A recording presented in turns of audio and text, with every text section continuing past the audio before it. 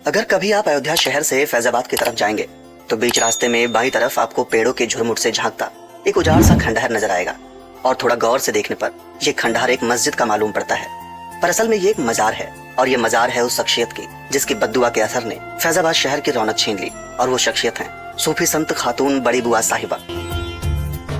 आज से लगभग 400 साल पुरानी इस मजार के साथ ही यहाँ की तारीख में न जाने कितने अनदेखे पन्ने दफन हैं, और साथ ही दफन है न जाने कितने जुल्मों सितम के किस्से, जाने कितनी ही अनसुनी कहानियाँ जो साल दर साल पड़ती धूल के साथ धुंधली होने लग गई हैं। आज हम कोशिश करेंगे इस धूल को जरा सा हटाने की, और चाहे कुछ पलों के लिए ही सही, पर आपको इन पुरानी कब्रों के दूसरी तरफ ले जाने की और आपको रूबरू कराने की उन कहानियों से जिनको शायद थोड़ा और सुनाया जाना चाहिए था।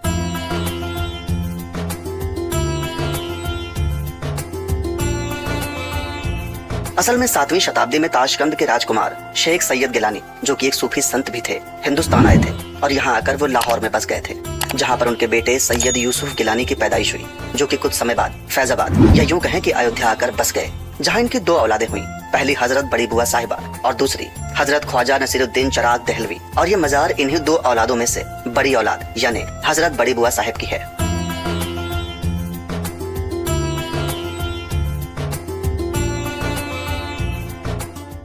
बड़ी बुआ एक बहुत ही मशहूर महिला सूफी संत थी और हर वक्त अल्लाह की इबादत में डूबी रहती थी। इनकी शोहरत चारों तरफ थी और दूर दूर से लोग इनके दर पर मुराद मांगने आते थे। कहा जाता है कि जिस समय हजरत बड़ी बुआ साहिबा की शोहरत चारों ओर फैल रही थी, उसी समय फैजाबाद शहर में एक नया कोतवाल आया था, और जब उसने इनका जिक्र सुना तो इनकी खूबसूरती पर फिदा हो गया। उसने इनसे निकाह की इजाजत मांगी, पर इन्होंने मना कर दिया। तो कोतवाल बड़े बुजुर्गों को आगे करके निकाह के लिए इन्हें मजबूर करने लगा। तो इन्होंने अपने खादिमा को भेजकर पूछा कि उसे ऐसी कौन सी कशिश नजर आई जिस पर वो इतना फिदा है। तो उसने जवाब दिया कि सुना है कि आपकी आंखें बहुत खूबसूरत हैं। ये सुनकर हजरत ने अपनी दोनों आंखें निकालकर एक पत्ते पर रखकर भिजवा दी और साथ ही पैगाम भेजा कि जो तुझे पसंद है वो हाजिर है, मगर याद रखना कि अभी इस शहर में ना कोई आलिम होगा और ना कोई जालिम।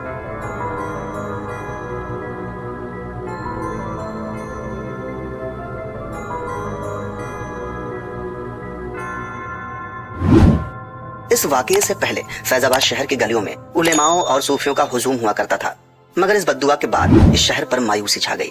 ये शहर उजड़ना शुरू हो गया और उलेमाओं और सूफियों ने यहाँ आना छोड़ दिया, और फिर नवाब भी अपनी राजधानी लखनऊ लेकर चले गए और ये शहर अपनी उदासियों के साथ कहीं पीछे छूट गया। अयोध्या के प्रमुख संतों में से एक गोकुल भवन के महंत परमहंस राम मंगल दास बड़ी बुआ की बातें करते थे। वो लिखते हैं कि बड़ी बुआ ने सिर्फ गाय का एक पाव दूध पीकर पूरी जिंदगी बिताई थी। वो राम जानकी की अनन्य भक्त थी।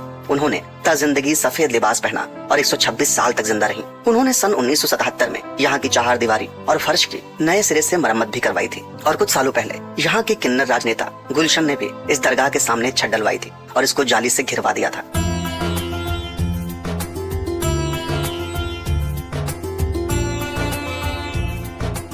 इस दरगाह से सटी हुई एक बड़ी सी इमारत और भी है, जिसे यतीम खाना के नाम से जाना जाता है। इसमें एक मस्जिद और मदरसा भी है। अयोध्या शहर के दक्षिणी सीमाओं पर जंगलों के बीच बनी बड़ी बुआ की इस मजार पर सभी धर्मों के लोगों की आस्था है और वो मानते हैं कि यहाँ उनकी मुरादें पूरी होती हैं।